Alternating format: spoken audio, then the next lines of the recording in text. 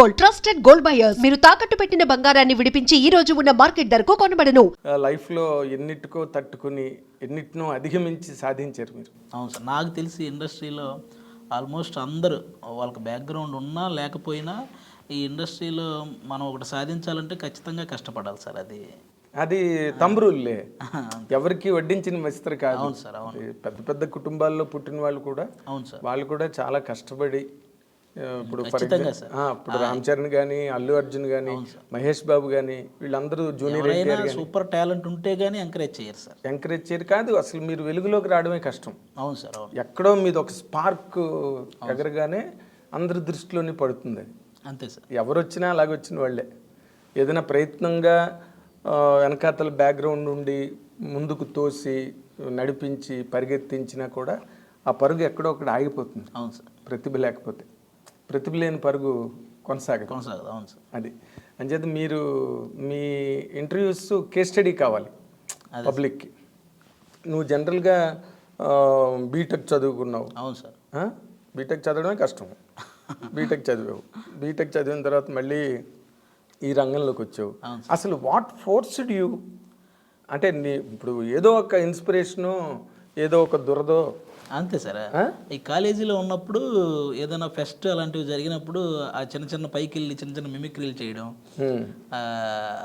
క్లాస్లో కూడా మనం వెనక కూర్చొని లెక్చరర్స్ లెసన్స్ చెప్తున్నప్పుడు మనం వెనక నుంచి కౌంటర్లు వేయటం, దానికి అందరూ నవ్వడం, ఇవి జనరల్గా జరిగేవి సార్. నా స్కూల్ స్టేజ్ నుంచి ఆ క్లాసులో నేను బాగా చదవటంతో పాటు ఈ కామెడీ కూడా ఎక్కువ బాగా చేసేవాడిని సార్. అంటే క్లాసులో కౌంటర్స్ వేయటం, అందరూ ఎంజాయ్ చేయటం, అవి బాగా నాకు స్కూల్ స్టేజ్ నుంచే ఉంది సార్.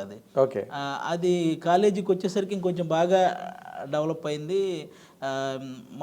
నేను లెసన్ వింటూనే ఇక్కడ ఏమనొచ్చు అనేది నేను ఆలోచించేవాడిని. అందరు నవ్వడానికి ఇక్కడ ఏమనొచ్చు అనేది కూడా థింక్ చేస్తూ ఉండేవాడిని.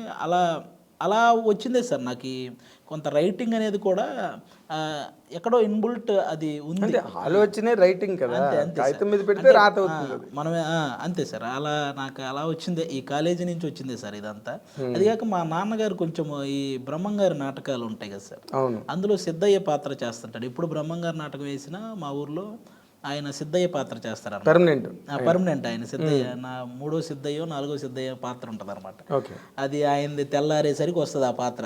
వీళ్ళు నైట్ 9కు నాటకం స్టార్ట్ చేస్తే ఆయనది మార్నింగ్ 4కి వస్తుంది ఆ నాటకం. పాపం ఆ టైంకి మంచి నిద్రలో ఉన్నప్పుడు ఎవరా ఈ టైంలో పాట పాడుతుందని తిట్టుకునే వాళ్ళు ఉంటారు. అంటే పల్లెటూళ్ళలో నాటకాలు, పల్లెటూరు అంటే కొంచెం టౌన్ లాగా ఉన్నవి కూడా పౌరాణిక నాటకాలు రాత్రి 10:30, 10 ఈ పెట్రోల్ మార్క్స్ లైట్లు వెలిగించి ఆ రోజుల్లో అంతే మొదలెడితే తెల్లారి 5. కొంతమంది ముగ్గులు వేస్తే ఈ టైంలో ఎవడరా అని చెప్తే అన్నీ ఉంటాయి. ఆయనేమో పాపం ఎప్పుడు మీరేమో 9ంటికి స్టార్ట్ చేస్తారు, నాది వచ్చేసరికి 4 అవుద్ది, అందరు నన్ను తిట్టుకుంటుంటారు ఈ టైంలో ఎవడరా పాడుతుందని అని ఈ స్టైల్ ఉండేది సార్. ఆయనకి ఉండేది, నాకు ఇట్లా నాటకాలు వేసి ఇది నాకు ఉంది కదా, మా ఇంట్లో ఎవడికి వస్తుందా అని అనుకున్నాడు. అది తెలియకుండా ఎక్కడో మనం అటు తిరిగి ఇందులోకే రావడం జరిగింది. అంటే నువ్వు ఇప్పుడు ఏ తల్లిదండ్రులైనా వాళ్ళు ఎలాంటి పనులు చేసినప్పటికీ కూడా కష్టపడినా నష్టపడినా పిల్లలు చదువుకుని జీవితంలో స్థిరపడి హాయిగా నెలసరికి జీతం వచ్చి సుఖవంతంగా ఉండాలని కోరుకుంటారు తల్లిదండ్రులు. మరి నువ్వు ఇలాంటి ఈ వ్యవహారాలు నడపడానికి మీ నాన్నగారు ఒప్పుకున్నారా? అయ్యో, స్టార్టింగ్లో నిజంగానే చాలా బాధపడ్డారు సార్. అంటే మనం బీటెక్ చదివి నాకు 80% సార్ బీటెక్లో. రైట్, గుడ్ డిస్టింక్షన్ అన్నమాట. నేను ఒక చిన్న కంపెనీలో కొన్ని రోజులు జాబ్ చేశాను సార్. కొన్ని రోజులు జాబ్ చేస్తున్నాను, మనకు మంత్లీ కొంత శాలరీ వస్తుంది. కాకపోతే ఏమైందంటే సార్, మన ఫ్యామిలీలో ముగ్గురిని చదివించడానికి నాకు 2 అన్నదమ్ములు సార్. మా 2 అన్నయ్యలు ఉన్నారు సార్ నాకు, నేను లాస్ట్. ముగ్గురిని చదివించడానికి మాకు చాలా ఖర్చు అయిపోయింది. అంటే ఒక 20 లక్షల వరకు. ఏం చదివారు వాళ్ళు? వాళ్ళు కూడా ఒకడు డిగ్రీ కంప్లీట్ చేశాడు, ఇంకొకడు డిగ్రీ కంప్లీట్ చేశాడు. మా హాస్టల్ ఖర్చులని మనకి ఆ టైంకి బాగా ముగ్గురు మీద ఫీజులని, హాస్టల్ ఖర్చులని ఇలా మొత్తంగా ఒక 20 lakhs వరకు ఖర్చు అయింది సార్. ఇప్పుడు మనకి ఆ అప్పు తీర్చాలంటే నేను ఇక్కడ జాబ్ చేస్తున్నా, నాకు వచ్చి ఒక 20,000 వస్తే అవి ఎవడికో ఒకడికి ఇవ్వాల్సిన వడ్డీలకే అయిపోతుంది. నేను జాబ్ చేసిన సాటిస్ఫాక్షన్ నాకు ఉండట్లేదు. నీకు మిగలదు, ఇంటి దగ్గర మిగలదు. ఏంటిది, ఎంత ట్రై చేసినా మన దగ్గరే ఉండట్లేదు, నాకేమో చేసిన ఫీల్ రావట్లేదు అని చెప్పి మాకు ఒక 3 ఎకరాలు ఉంది సార్ అప్పుడు పొలం. అప్పట్లో ఆ 3 ఎకరాలు ఏం చేసామంటే నాకు ముందు ఆ అప్పు అనేది మైండ్లో నుంచి పోవాలి, లేకపోతే నేను వర్క్ చేయలేను అని చెప్పి నేనే దగ్గరుండి ఫస్ట్ ఆ 3 ఎకరాలు అమ్మించేసాను సార్. నాకు ఇంక వేరే దారి తెలియలేదు. అదే వాళ్ళ గడిగడికి వచ్చి వడ్డీల కోసం రావడం, అప్పు తీర్చమని. ముందు నాకు జాబ్ సాటిస్ఫాక్షన్ లేదు సార్. మతి స్థిమితం లేదు. నేను అంటే ఇట్లా చేతికి రావడం ఇంకోటి చేతికి పోవడం అనేది ఎక్కడ ఇంక మనం వర్క్ చేసిన సాటిస్ఫాక్షన్ కనీసం నేను ఇంట్లో వాళ్ళకి ఒకటి ఏదైనా చేయలేకపోతున్నానే ఒక బాధ. అందుకని నేను ఆ 3 ఎకరాలు అమ్మించి మొత్తం అప్పంతా తీర్చేసాను సార్ ఫస్ట్. ఓకే. అస్సలు జీరో మనకి అది మైండ్లో లేదు సార్. ఇంకా ఒప్పుకున్నారా అమ్మడానికి మీ అమ్మ నాన్న? నేను బలవంతంగా నేనే దగ్గరుండి ఒప్పించాను సార్. అది నేను ఎందుకంటే ఆస్తులు వదులుకోవడం అంటే ప్రాణాలు అంతే సార్. కానీ భూమి కానీ మాట పడ్డం అంటే ఇంకా ఎక్కువ సార్. అది దానికంటే కూడా ఒకరి దగ్గర మనం ఆ డబ్బు కోసం ఎవడో ఇంటి దగ్గరికి వచ్చి ఆ మాట పడ్డం ఇంకా అస్సలు తీసుకోలేము సార్ మనం. అందుకే నేనే ముందు అసలు అప్పంతా క్లియర్ చేసిన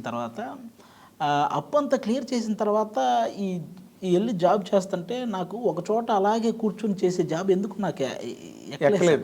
మనం అటు ఇటు తిరుగుతూ ఉంటాం, ఏదో ఒకటి చేస్తూ ఉంటాం. ఇదేంటి సైలెంట్గా వచ్చి మన పని ఇట్లా చేసుకుంటూ ఎవరితో మాట్లాడకుండా ఏంటిది అన్నట్లు అదే లోపల నాది ఒప్పుకోవట్లేదు సార్.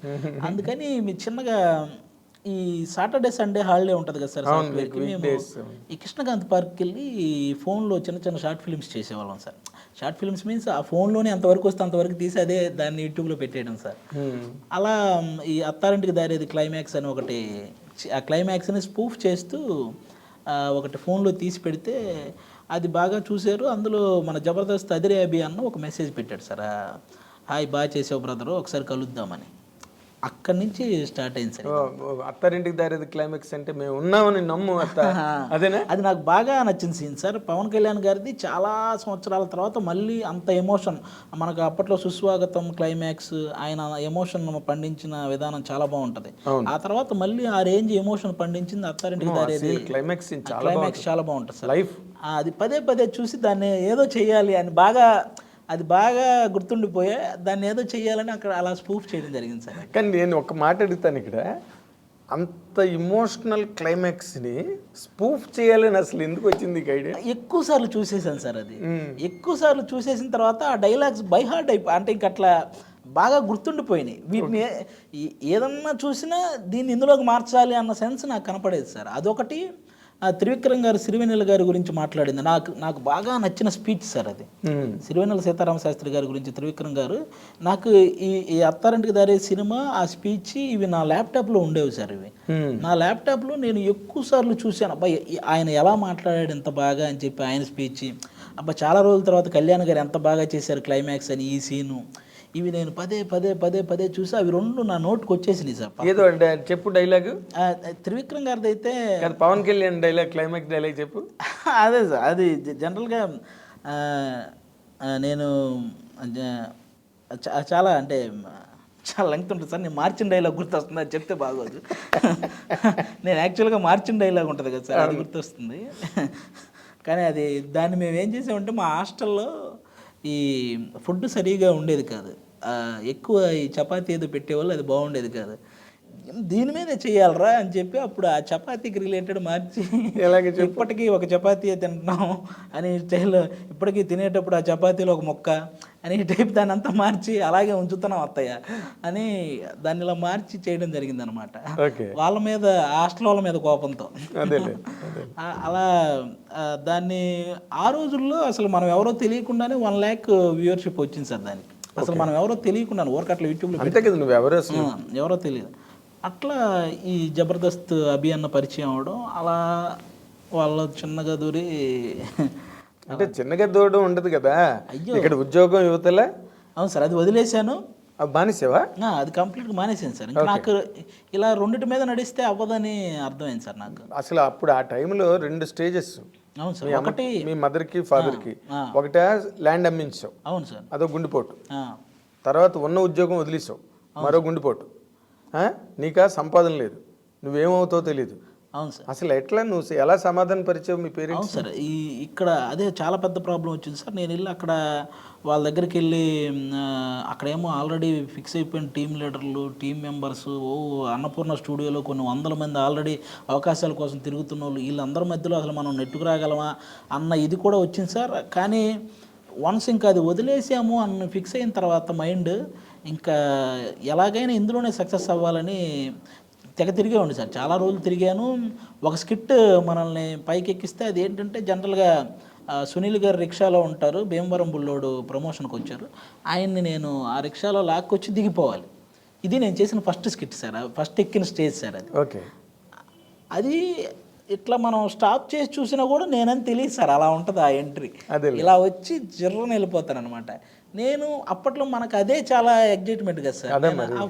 ఆ ఫోటోలు ఫేస్బుక్లో పెట్టి ఈరోజు జబర్దస్త్ చేశానని పెడితే అది చూసిన వాళ్ళందరూ ఎక్కడ మీ ఊడు అసలు కనపడలేదు, ఇంటి దగ్గర మా వాళ్ళతో ఎక్కడ మీ ఊడు అసలు కనపడలేదు, అలా ఏదో రిక్షాలాగా వెళ్ళాడు పనుల్లాగా, ఎందుకు ఈ బీటెక్ చదివి ఆడికి ఎవరికి వెళ్ళి అవన్నీ చేయడం, ఇవన్నీ వాళ్ళకి ఇంకా బాధ కలిగించేవి. వాళ్ళు నాకు ఫోన్ చేసి అరే నువ్వు చదివింది ఏంటి, నువ్వు చేసేది ఏంటి, ఎందుకు ఇవన్నీ అని వాళ్ళు బాధపడేవాళ్ళు. ఇంకా నేను కొన్ని ఆల్మోస్ట్ ఒక 3-4 months అసలు ఇంక వాళ్ళ ఫోన్లు కానీ ఇంటి దగ్గరికి ఫోన్ చేయడం కానీ ఇవేమీ చేయలేదు సార్. నేను అస్సలు వాళ్ళకి ఎవరికి ఫోన్ చేయలేదు. ఎందుకంటే నాకు వాళ్ళ మాటలు బాధ అనిపించి నేను ఇది కూడా వదిలేసుకుంటానేమో అన్న ఇదితో సార్, ఏది కాకుండా అయిపోద్దేమో అన్న ఇదితో నేను అసలు ఫోన్లు లిఫ్ట్ చేయలేదు సార్. అప్పుడు మా చుట్టాలు హాస్టల్ ఉంటే అక్కడే ఉండేవాడిని సార్. వాళ్ళకి ఇంకా మనకి అప్పటికి హాస్టల్ ఫీజు కట్టడానికి కూడా లేదు, అందుకని చుట్టాలకు సంబంధించిన వాళ్ళు ఒక హాస్టల్ పెడితే అందులో ఉండేవాడిని సార్. అది కూడా ఒక లేడీస్ హాస్టల్ సార్. అది ఆ లేడీస్ హాస్టల్లో కింద రూమ్ ఒకటి ఖాళీగా ఉంటే అది నాకు ఇంక వాళ్ళ చుట్టాలు కింద రూమ్ ఒకటి ఖాళీగా ఉంటే కొన్ని రోజులు ఇంక అక్కడే ఉండాల్సి వచ్చింది సార్. నాకు ఇక తప్పని పరిస్థితి.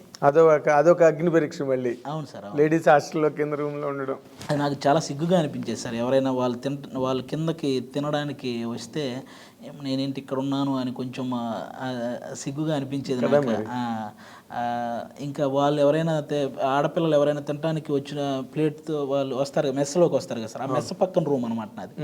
వాళ్ళు ఆ మెస్కి వచ్చినప్పుడు నేను అసలు బయటికి రాకుండా లోపలే ఉండేవాడిని. అసలు నేను అక్కడ ఉన్నట్టు కూడా వాళ్ళు ఎవరికి తెలియకుండా ఎవ్వరూ లేని టైం చూసి మళ్ళీ కిందకి వెళ్ళిపోయేవాడిని సార్. మళ్ళీ వాళ్ళందరూ వాళ్ళ మెస్ అయిపోయి వాళ్ళంతా రూములకి వెళ్ళి నైట్ వాళ్ళు అయిపోయిన తర్వాత మళ్ళీ రూమ్కి వచ్చేవాడిని సార్. ఇలా ఉండేది చాలా రోజులు.